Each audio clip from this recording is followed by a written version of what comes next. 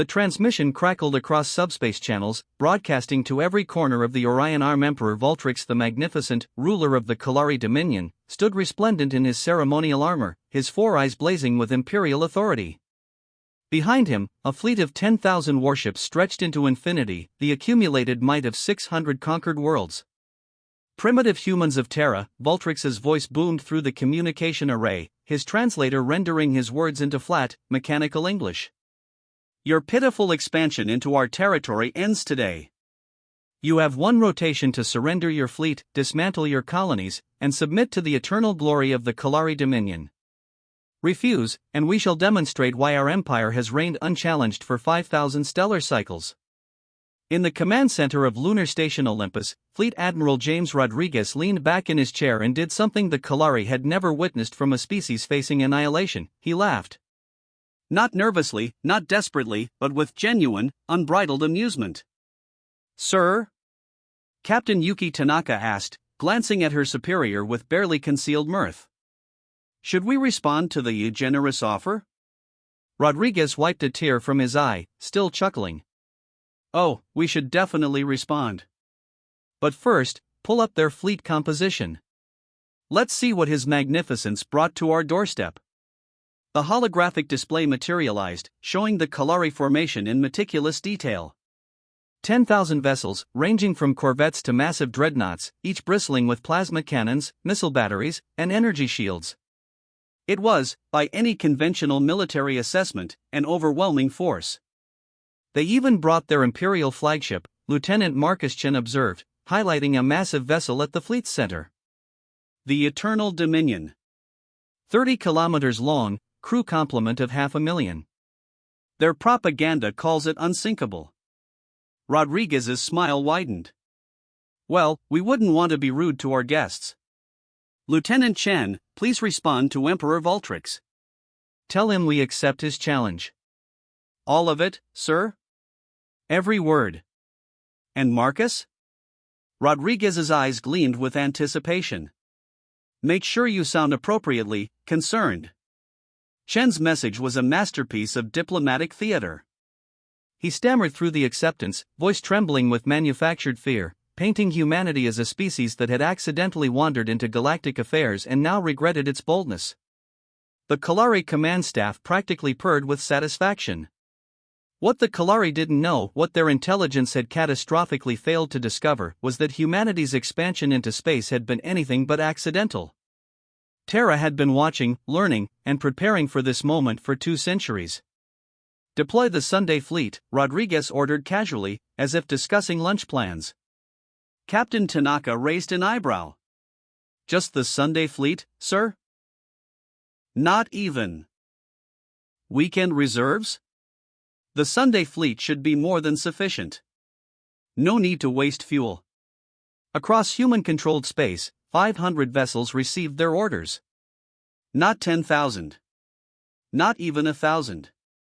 Just 500 ships, crewed by officers who had been enjoying their day off, many still finishing their coffee as they reported to their stations.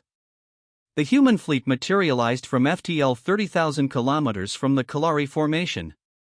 Emperor Voltrix observed them through his tactical display, his satisfaction evident. 500 ships against 10,000. The humans had assembled every vessel they possessed, and it still wasn't enough. Pathetic, Voltrix sneered. They don't even have proper formation discipline. Tactical analysis? His chief, a scarred veteran of 100 campaigns, studied the human fleet with growing unease. My emperor, their ships are unusual. The energy signatures don't match any known weapon systems. And their spacing is irrelevant, Voltrix interrupted. All ships, advance. We'll crush them in a single pass and be home for the victory celebration. The Kalari Armada surged forward, a tidal wave of metal and plasma. Their opening salvo lit up the void, 10,000 ships firing simultaneously, unleashing enough destructive power to crack a planet's crust.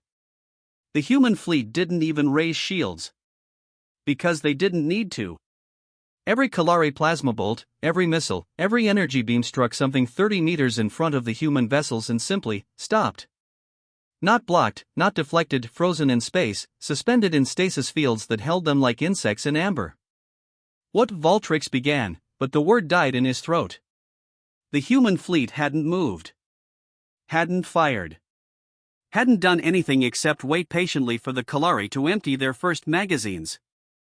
Then, from the human flagship Terra Invicta, a single message transmitted, "Our turn." What happened next would be studied in military academies for generations, those academies that survived to tell the tale. The human ships fired, but not with plasma or missiles. They deployed gravitational lances, weaponized singularities held in magnetic bottles, and point singularity projectors that created microscopic black holes at precise coordinates. The Kalari's mighty shields, designed to deflect energy weapons, might as well have been tissue paper against the fundamental forces of the universe. 300 Kalari ships vanished in the first salvo, crushed into atomic paste by localized gravitational anomalies. Another 500 found their hulls torn apart as space itself twisted around them. The Eternal Dominion, the unsinkable pride of the Empire, watched helplessly as a microsingularity appeared in its reactor core. The explosion was visible from 3 star systems away. "Cease fire," Rodriguez ordered after exactly 47 seconds. Let's give them a moment to appreciate their situation. Of the 10,000 Kalari vessels that had entered the engagement, fewer than 2,000 remained intact. The survivors hung motionless in space, their crews paralyzed by shock.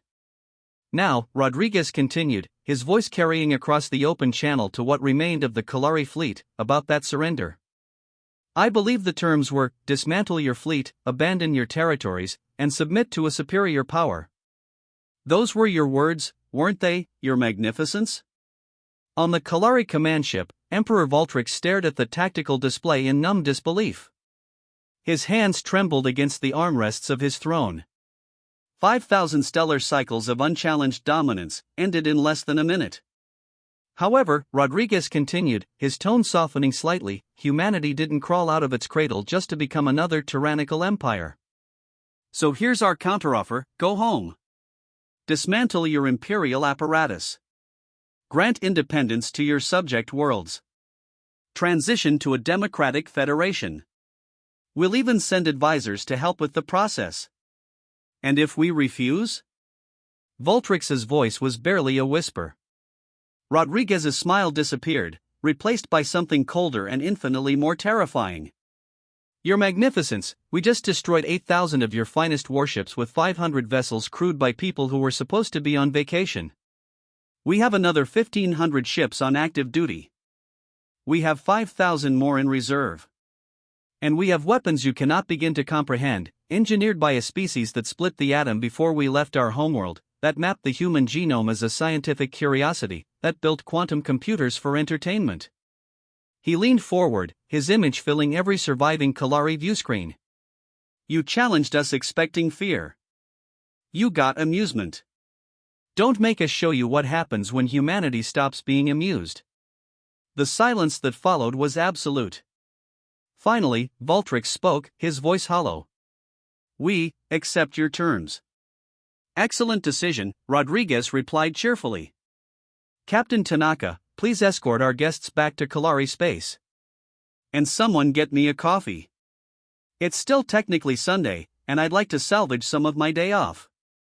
As the human fleet assumed escort positions around the shattered remains of the once mighty Kalari armada, the galaxy learned a lesson that would echo through the ages: never challenge a species that weaponized curiosity, that turned every limitation into a puzzle to be solved, that looked at the fundamental forces of nature and asked, but can we make a gun out of it? Humanity hadn't just entered the galactic stage.